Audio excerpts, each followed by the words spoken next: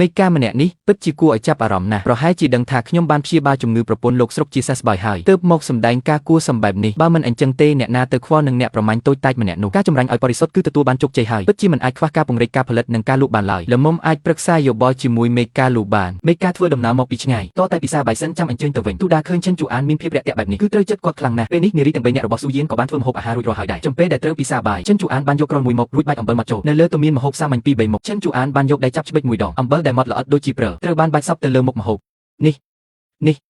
តើនេះជាអ្វីទៅឬមួយក៏របស់នេះជាអំបិលមិនត្រឹមត្រូវទេតើអំបិលអាចមានសន្តានបែបនេះទៅរួចយ៉ាងម៉េចអញ្ជើញលោកមេកាសាក់លបងស្នាដៃភរិយាខ្ញុំបន្តិចទៅសម្លេងសាច់ហេហេលោកមេកាគ្រៀងយូរហើយក៏ចាប់សាច់មាន់មួយដុំដាក់ចូលក្នុងមាត់គ្រាន់តែមួយម៉ាត់ភ្នែកក៏បាត់ធំតែម្ដងហើយអ្វីបានជាម្ហូបនេះឆ្ងាញ់ដល់ថ្នាក់នេះជាងនេះទៅទៀតគឺគ្មានរសជាតិរវិញចាប់របស់អំបិលគ្រូតតែសោះលោកគ្រូពេទ្យទេវតាចិនតើធ្វើវាបានដោយរបៀបណាទៅចុះរបស់ម្សៅពណ៌ដែលលោកបានបាច់មិញនេះតើវាជាអ្វីទៅអំបិលស្អីគេ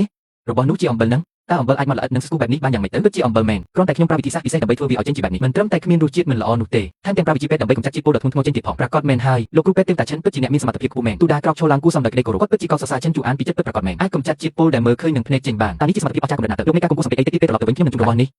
មិនហ៊ានទទួលទេសម្លេងសាច់ហាហាលោកមេកាកំក្រាញ់ចិត្តអីខ្ញុំចង់ស៊ើបសួររឿងមួយពីលោកមេកាបន្តិចលោកគ្រូពេទ្យទេវតាចិនអញ្ជើញមានប្រសាសន៍មកចុះខ្ញុំចង់ស៊ើបសួរអំពីស្ថានភាពចំនួនអំបិលនៅក្នុងក្រុងរួមទាំងអំបិលស្របច្បាប់របស់រដ្ឋនិងអំបិលខុសច្បាប់ផងដែរតាមពិតទៅនៅក្នុងស្រុកប៉ៃសានមានហាងលក់អំបិលពីរដែលទទួលបានលិខិតអនុញ្ញាតលក់អំបិលជាផ្លូវការពីរាជរដ្ឋាភិបាលមួយគឺគ្រូសាវាងនិងមួយទៀតគឺគ្រូសាស៊ូគ្រូសាវាងមានអាតកំបាំងមួយពួកគេមានអណ្ដូងរ៉ែអំបិលដោយសម្ងាត់ដោយយកលិខិតអនុញ្ញាតរបស់រដ្ឋទៅបិទបាំងដើម្បីលក់អំបិលដែលពួកគេជីកកាយដោយខ្លួនឯងឬថាគ្រូសាវាងមានទំនាក់ទំនងទាំងខ្សែក្រៅនិងខ្សែក្នុងចំណែកម្ចាស់គ្រូសាស៊ូគឺជាស្ត្រីម្នាក់ដែលគ្មានអ្នកបង្អែករឿងមុំឡើយកាលពីមុនគ្រូសាស៊ូធ្លាប់ជាប់ពាក្យជាមួយកូនប្រសាកាត់ម្នាក់បំណងចង់ឲ្យគេមកបន្តវេនមុខរបស់ក្នុងគ្រួសារតែលទ្ធផលគឺកូនប្រសានោះទើបតែមកដល់ផ្ទះមិនទាន់បានប្រមាណផងក៏ស្លាប់បាត់ទៅយល់ហើយអរគុណលោកមេកាខ្លាំងណាស់ដែលបានប្រាប់លោកគ្រូពេទ្យទេវតាចិនគួរសំពេចហើយខ្ញុំមិនបានជួយអ្វីបានច្រើនឡើយទោះជាយ៉ាងណាបើលោកគ្រូពេទ្យទេវតាចិនចង់ធ្វើជំនួយនេះអាចសាកល្បងទៅស្វែងរកស៊ូយូមើលទៅចិនជូអានចាប់ផ្ដើមមានចំណាប់អារម្មណ៍មនុស្សម្នាក់ដែលគ្មានអ្នកបង្អែកដូចជាស៊ូយូទៅរកនាងតើអាចមានប្រយោជន៍អ្វីទៅ